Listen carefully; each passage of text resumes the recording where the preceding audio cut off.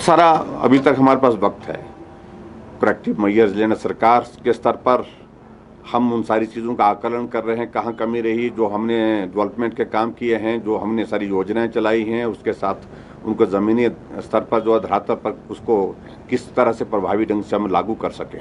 ये अधिकारियों के साथ बातचीत हुई है और जो छोटे छोटे इश्यूज थे उन डिपार्टमेंट को हमने आगाह किया कि उनको सुधार करें, ये दोबारा ये सारी चीज़ें नहीं आनी चाहिए।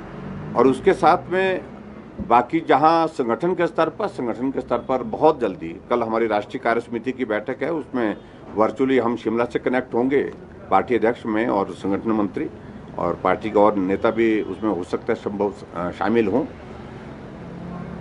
उसके पश्चात हम समय लेकर के प्रदेश और केंद्र के नेताओं के साथ भी चर्चा करेंगे, समीक्षा करेंगे, कहाँ कभी सरकार के स्तर पर संगठन के स्तर पर रही है और उसमें क्या दुरुस्त किया जा सकता है, बेहतर किया जा सकता है, वो करेंगे। ये दौर चले रहते हैं और इस तरह से ऐसी कोई भी पार्टी नहीं है जो सत्ता में सभी चुनाव जीते हैं। सत्ता में चुनाव जीतते भी हैं, हारते भी हैं।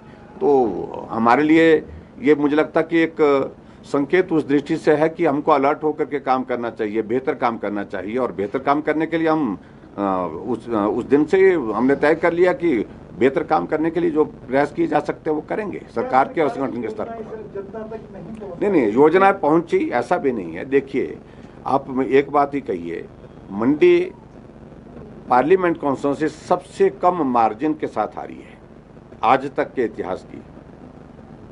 7,500 का मार्जिन वहां जीतने का रहा, लेकिन फिर भी लोकतांत्रिक व्यवस्था में जीत तो जीत है, उसमें मुझे कुछ नहीं कहना है। मैं सिर्फ एक ही चीज़ कह रहा हूँ, आकलन करना चाहिए हमारे आकलन में कहाँ गलती हुई, कहाँ हमारी कैंपेन में, और कैंपेन में हम बहुत आगे थे लेकिन कुछ इश्यूज को लेकर के सारी चीज़ इस प्रकार से हुई है।